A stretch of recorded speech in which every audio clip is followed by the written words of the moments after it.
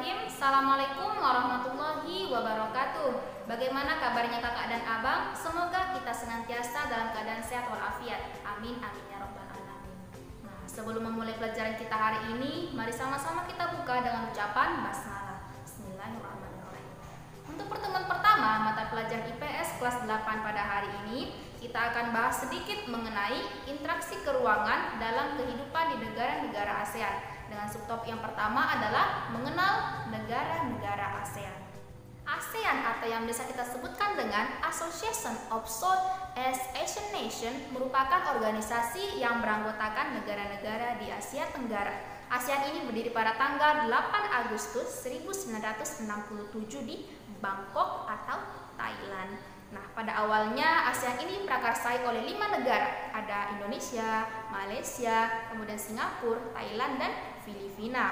Saat ini ASEAN beranggotakan 10 negara, ada tadi Indonesia, Malaysia, Singapura, Thailand, Filipina, kemudian Brunei Darussalam, Vietnam, Laos, Myanmar, dan Kamboja. Nah, kita akan bahas mengenai letak geografi negara-negara Indonesia. Letak geografis negara-negara ASEAN. Negara-negara ASEAN memiliki letak geografis yang sangat luas atau kaya dengan lautan.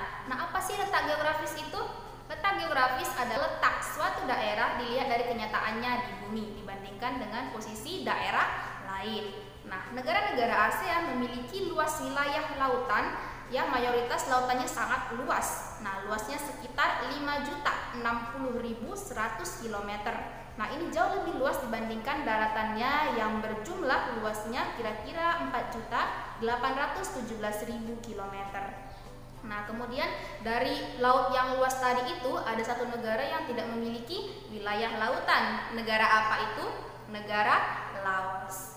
Nah, Indonesia diapit oleh 2 benua dan 2 samudra, yakni benua Asia dan benua Australia, serta Samudra Hindia dan Pasifik. Oke, karena tadi ada 10 negara ASEAN, salah satunya adalah Indonesia, kita akan bahas sedikit mengenai negara Indonesia, ya, negara Republik Indonesia.